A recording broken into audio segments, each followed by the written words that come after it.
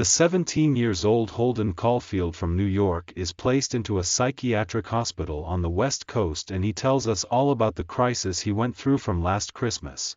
The young narrator tells his intensive events from a Saturday afternoon until Monday afternoon that led him to the state of emotional distress. He is still shocked because of his brother Ali's death and can't adjust to his school. He keeps his baseball glove written in lyrics. In the beginning of the novel he is repulsed by the hypocrisy of the school system. He only sees evil and problems all around himself. The whole world is fake for him, starting with the principal's different behavior towards the students of different classes to the piano player that intentionally plays wrong so the crowd would like him, all the way to the professional actors. He got kicked out of 3 schools. Between Holden's friends stands out Ackley. Well known for his acne problem and the intolerance towards the people who are taller than him, but even he is better than Stradlater, Holden's roommate, whose only life purpose is to do nothing. He sucks up to the teachers, seduces the girls, and does absolutely nothing in his life. The two of them got into a fight over a girl, Jane Gallagher. Holden liked her but had a suspicion that Stradlater wanted to seduce her. After that incident Holden says his goodbyes to Professor Spencer and goes from Pensy to New York. Holden is well aware that his parents will find out about his runaway in 3 days and that his mother will be sad while his father will be mad.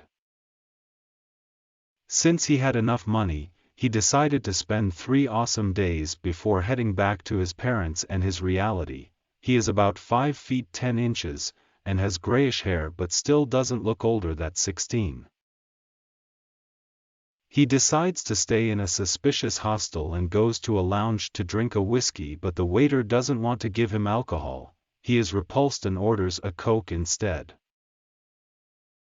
After that he tries to pick up a girl that is in the company of 2 of her friends who he calls witches.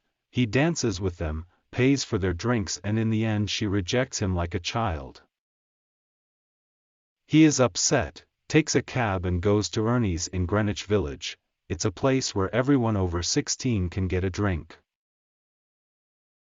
In the cab he asks the driver a question that torments him, and that is where the ducks from the Central Park go in the winter.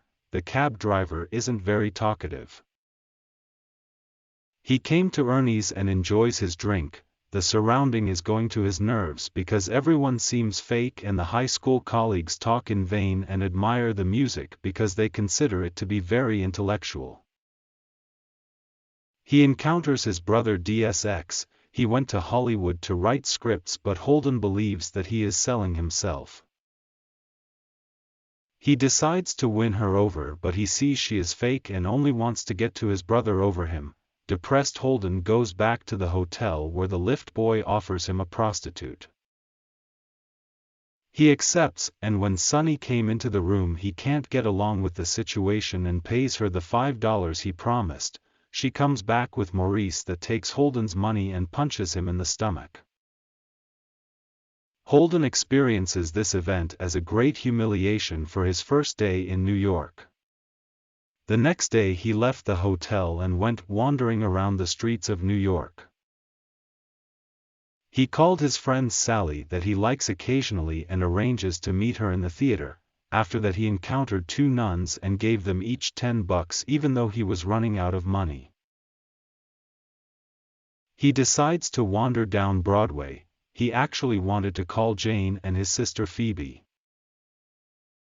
Phoebe is 10 and Holden loves her a lot. His visit to the theater doesn't go well as planned because Sally meets a student and all of them go ice skating together. Holden suggests for them to go to a forest camp, far away from the false lights of New York, but Sally doesn't accept his suggestion. Holden insults her and later regrets it. When he wanted to apologize it was too late because she wouldn't accept it.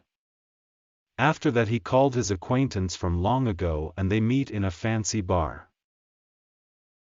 Holden enjoys the liquor and teases his friend who leaves soon, and Holden goes to a park.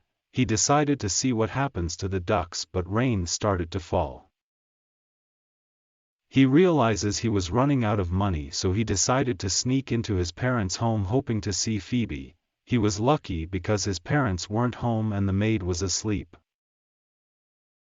His sister was happy to see him, but soon she finds out he was kicked out of school and she tried to convince him that school was important.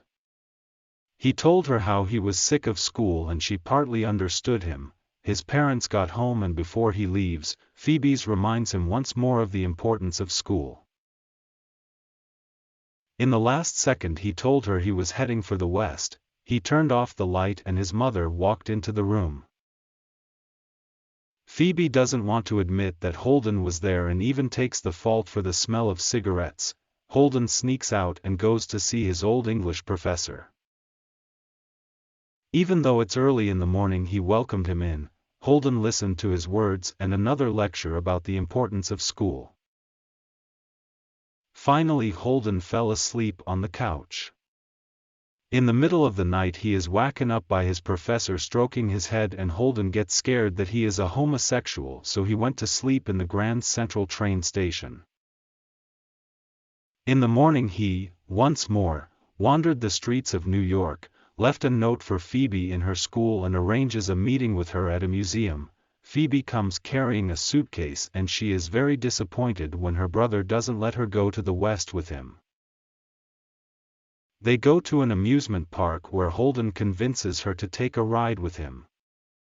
While they were having fun it started to rain and Holden gave up on his runaway.